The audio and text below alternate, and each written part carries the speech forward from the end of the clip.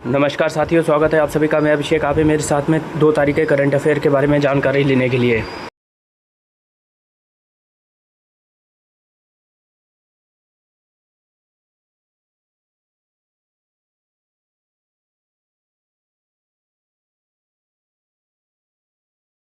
मैं आपका स्वागत करता हूं अपने चैनल स्मार्ट टीचिंग अभी BGS बाई अभिषेक में।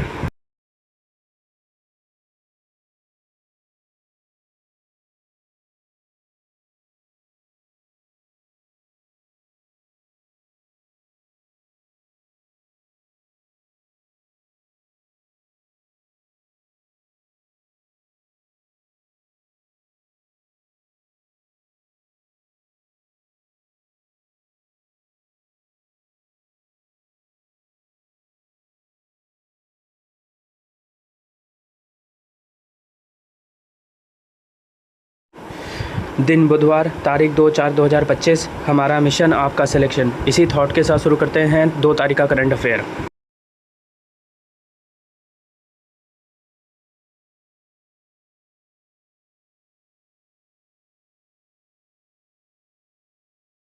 पहला, हाल ही में राजस्थान दिवस कब मनाया गया? उत्तर है 30 मार्च को। आइए इस खबर के बारे में जान ले।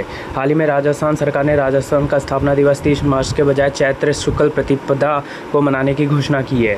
वर्ष 1992 में गठित नववर्ष समारोह समिति ने राजस्थान सरकार से वर्षों से मांग की थी कि राजस्थान स्थापना दिवस 30 मार्च की बजाय चैत्र शुक्ल प्रतिपदा नव संवत्सर पर मनाया जाए। समिति ने तर्क दिया कि स्थापना दिवस का वास्तविक महत्व इस तथ्य से निहित है कि राजस्थान की स्थापना इसी दिन हिंदू कैलेंडर के अनुसार शुभ समय पर हुई थी। चैत्र शुक्ल प्रतिपदा वर्ष का वह दिन होता है जब पृथ्वी सूर्य के चारों ओर एक पूर्ण चक्र पूरा करती है, जिससे दिन और रात बराबर होते हैं।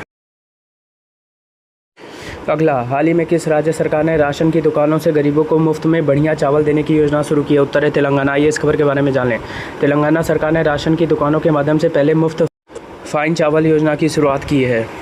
तेलंगाना सरकार ने पात्र राशन कार्ड धारकों को सार्वजनिक वितरण प्रणाली PDS के माध्यम से प्रति व्यक्ति प्रति माह 6 किलोग्राम बासमती चावल मुफ्त देने की योजना शुरू की है, जिसमें लगभग 3 करोड़ लोगों को लाभ होगा। यह पहल, जिसका उद्देश्य गरिमा के साथ खाद्य सुरक्षा सुनिश्चित करना है, देश में अपनी तरह की पहली योजना है और यह पहले वितरित किए गए घटिया चावल को बदलने वाली है, जिसे लाभार्थी अक्सर अस्वीकार कर देते थे। पहला, राजस्थान सरकार ने स्कूली बच्चों के लिए दुर्घटना बीमा लॉन्च किया है। नेक्स्ट, अजमेर में पहली बार अखिल भारतीय ट्रांसजेंडर सम्मेलन का आयोजन हुआ। नेक्स्ट, तेलंगाना के ममनूर में राज्य के दूसरे हवाई अड्डे को मंजूरी दी गई। नेक्स्ट, 8 दिवसीय नागोबा जात्रा मेला तेलंगाना में शुरू हुआ। नेक्स्ट, विश्व तेलुगु सम्मेलन राजा महेंद्र वर्मन शुरू हुआ। नेक्स्ट, तेलंगाना सरकार ने सावित्री बाई फुले की जयंती को महिला शिक्षक दिवस के रूप में मनाया। नेक्स्ट, गृह मंत्री अमित शाह ने हैदराबाद में शूटिंग रेंज की आधारशिला रखी है।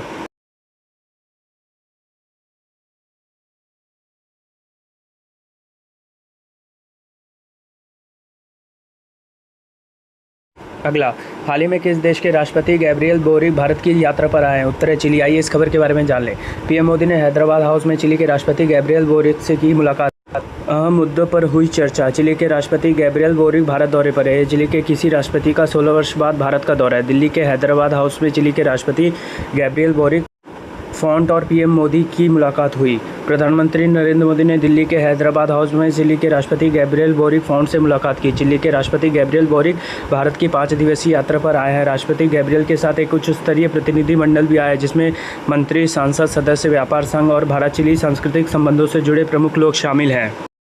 अगला, हाल ही में किसने ताशकंद ओपन एग्जामोव मेमोरियल खिताब जीता? उत्तर है निहाल सरीन ने। आइए इस खबर के बारे में जान लें। निहाल सरीन ने 2025 ताशकंद ओपन एग्जामोव मेमोरियल खिताब जीता। भारत की निहाल सरीन ने उज्बेकिस्तान के ताशकंद में 2025 ताशकंद ओपन एग्जामोव मेमोरियल खिताब भी जीता है। 20 वर्ष से भारतीय ग्रैंड मास्टर ने 10 में से 8 के अपराजित स्कोर के साथ खिताब हासिल किया, जिसमें 2600 से अधिक रेटिंग वाले 8 खिलाड़ी शामिल थे।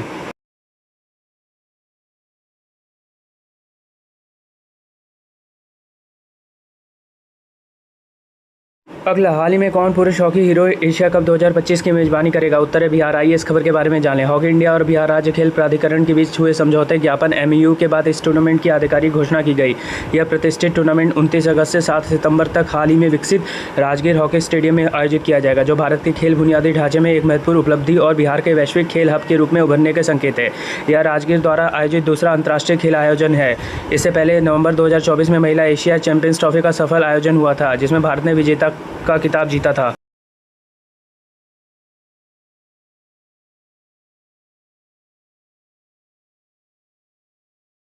अगला, हाल ही में WTT स्टार कंटेंडर के फाइनल 8 में पहुंचने वाले भारतीय कौन बने? उत्तर है मानव ठक्कर। आइए इस खबर के बारे में जान लें। WTT स्टार कंटेंडर चेन्नई 2025, मानव ठक्कर का सफर सेमीफाइनल में रुका। मिवा हरिमोटा ओह जून सुंग ने सिंगल्स खिताब जीता। WTT स्टार कंटेंडर चेन्नई 2025 का रविवार को समापन हुआ है, जिसमें जापान के मिवा हरिमोटा को कोरिया गणराज्य के ओह जून सुंग ने क्रमशः महिला और पुरुष एकल टेबल टेनिस खिताब जीते।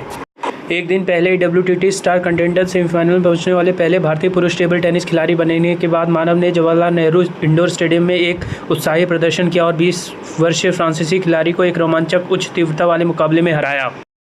अगला, हाल ही में किसे प्रधानमंत्री मोदी का निजी सचिव नियुक्त किया गया? उत्तर है निधि तिवारी को। आइए इस खबर के बारे में जान लें। वाराणसी की गलियों से निकलकर सत्ता के सबसे ऊंचे गलियारों तक पहुंचने वाली निधि तिवारी की कहानी प्रेरणादायक है। भारतीय विदेश सेवा IFS की 2014 बैच की यह अधिकारी अब प्रधानमंत्री नरेंद्र मोदी की निजी सचिव बन गई हैं। यह नियुक्ति न केवल प्रशासनिक दृष्टिकोण से महत्वपूर्ण है, बल्कि एक स्थानीय लड़की को राष्ट्रीय नेतृत्व में अहम स्थान हासिल करने की मिसाल भी है।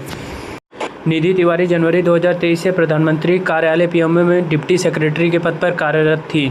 इस भूमिका में उन्होंने विदेश मामले, परमाणु ऊर्जा और सुरक्षा मामलों से जुड़े कई संवेदनशील विषयों को संभाला। अगला, हाल ही में राष्ट्रपति द्रौपदी मुर्मू ने पर्यावरण 2025 पर राष्ट्रीय सम्मेलन का उद्घाटन कहाँ किया? उत्तर है नई दिल्ली में। आइए इस खबर के बारे में जान लें। भारत के राष्ट्रपति ने पर्यावरण 2025 में राष्ट्रीय सम्मेलन का उद्घाटन किया। आने वाली पीढ़ियों को स्वच्छ पर्यावरण की विरासत प्रदान करना हमारी नैतिक जिम्मेदारी। राष्ट्रपति द्रौपदी मुर्मू। इस अवसर पर राष्ट्रपति ने कहा कि पर्यावरण से जुड़े सभी दिवस यह संदेश देते हैं कि हमें उनके उद्देश्यों और कार्यक्रम को प्रतिदिन ध्यान में रखना चाहिए और जहां तक संभव हो उन्हें अपने दैनिक जीवन का हिस्सा बनाना चाहिए। पर्यावरण संरक्षण और संवर्धन जागरूकता और सभी की भागीदारी पर आधारित सतत सक्रियता से ही संभव होगा। अगला, हाल ही में किसे उगादी पुरस्कार से सम्मानित किया जाएगा? उत्तर है मायना स्वामी को। आइए इस खबर के बारे में जान लें। प्रसिद्ध इतिहासकार मायना स्वामी उगादी पुरस्कार से सम्मानित। आंध्र प्रदेश सरकार ने प्रसिद्ध इतिहासकार और पुरातत्ववादी मायना स्वामी को ऐतिहासिक अनुसंधान और सामाजिक सेवा में उनके उत्कृष्ट योगदान के लिए प्रतिष्ठित उगादी पुरस्कार से सम्मानित करने की घोषणा की है। यह पुरस्कार मुख्यमंत्री N चंद्रबाबू नायडू द्वारा विजयवाड़ा में एक विशेष समारोह में प्रदान किया जाएगा। उगादी पुरस्कार आंध्र प्रदेश सरकार द्वारा विभिन्न क्षेत्रों में असाधारण योगदान देने वाले व्यक्तियों को प्रदान किया जाने वाला एक प्रतिष्ठित सम्मान है। इस वर्ष मायना स्वामी को ऐतिहासिक अनुसंधान और अभिलेखीय अध्ययन में उनके उल्लेखनीय कार्य के लिए चुना गया है। अगला, हाल ही में रिचर्ड चैम्बरलेन का निधन हो गया। वे कौन थे? उत्तर है अभिनेता। आइए इस खबर के बारे में जान ले।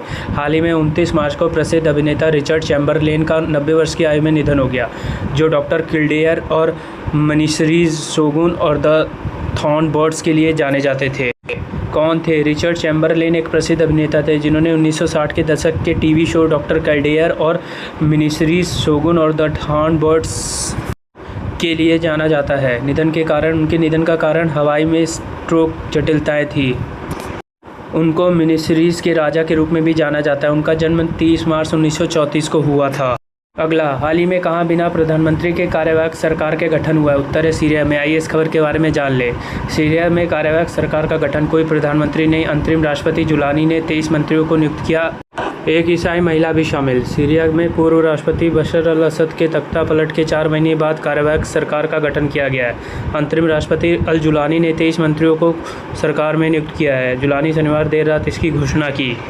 मंत्रिमंडल में एक ईसाई महिला को भी शामिल किया गया है। खुफिया विभाग के चीफ अनस खत्ताब को देश का नया गृह मंत्री बनाया गया है। इसके अलावा भी कई नए चेहरे सरकार में शामिल किए गए। सरकार में प्रधानमंत्री का पद नहीं रखा गया है। इसकी जगह राष्ट्रपति जुलानी एक महासचिव नियुक्त करेंगे। अगला, हाल ही में साल 2025 के अंतर्राष्ट्रीय योग दिवस का थीम क्या घोषित की गई है? उत्तर है योग for one earth one health. आइए इस खबर के बारे में जान लें। प्रधानमंत्री मोदी ने 2025 के अंतर्राष्ट्रीय योग दिवस के लिए थीम की घोषणा की। प्रधानमंत्री नरेंद्र मोदी ने अपने मन की बात संबोधन में अंतर्राष्ट्रीय योग दिवस 2025 की थीम योग for one earth one health घोषित की। उन्होंने योग को वैश्विक स्वास्थ्य और कल्याण का महत्वपूर्ण हिस्सा बताते हुए लोगों से इसे अपने दैनिक जीवन में अपनाने की अपील की। मोरारजी देसाई राष्ट्रीय योग संस्थान इस वर्ष की योग दिवस गतिविधियों का नेतृत्व कर रहा है और योग महोत्सव में 100 दिवसीय काउंटडाउन अभियान शुरू किया गया है। धन्यवाद। आपका दिन मंगलमय हो। शुभ रात्रि। Good night.